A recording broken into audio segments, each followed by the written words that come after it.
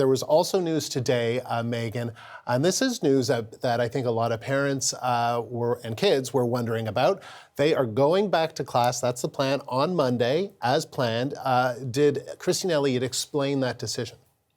Yeah, she was getting the questions on it because there's no appearance today by the Education Minister, Stephen Lecce, making this news, which was first leaked to the Toronto Star, reported by the Toronto Star last night, according to sources. CBC matched that reporting last night. And then this morning, the Premier's office confirming the decision, which I think, yes, did come as a surprise to some today and prompted questions as to what is behind that decision. Christine Elliott was asked, what are the sort of healthcare indicators that you're using to base this decision on, given that we're seeing the hospital numbers still go up and case numbers.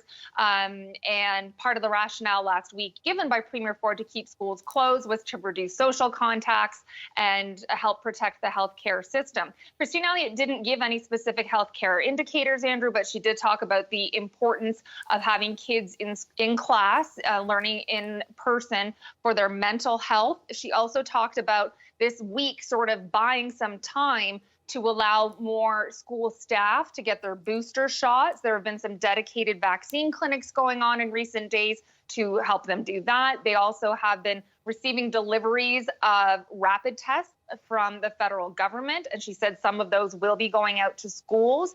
They also were sending out those N95 masks to school boards, and the school boards are distributing them to the schools for staff to use, and higher quality masks for students. So she said really this week they're using this time to put these measures in place that they say will help keep schools safer when students do go back. And she said these measures should help alleviate some concerns that some parents might have about their kids going to class.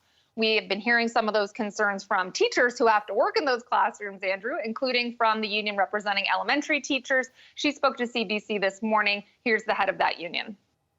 We want to have a sustainable in-person learning.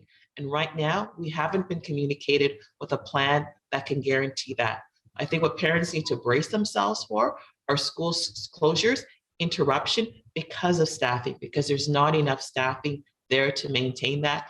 Our members need to maintain their health and their safety, and that's important. We heard similar sentiments from the union representing high school teachers as well. Now, we will be hearing from Education Minister Stephen Lecce tomorrow. He is scheduled to hold a news conference then, Andrew, and he will be getting a lot of questions about this decision. I'm sure he will. All right, Megan, thank you. The CBC's Megan Fitzpatrick live in Toronto.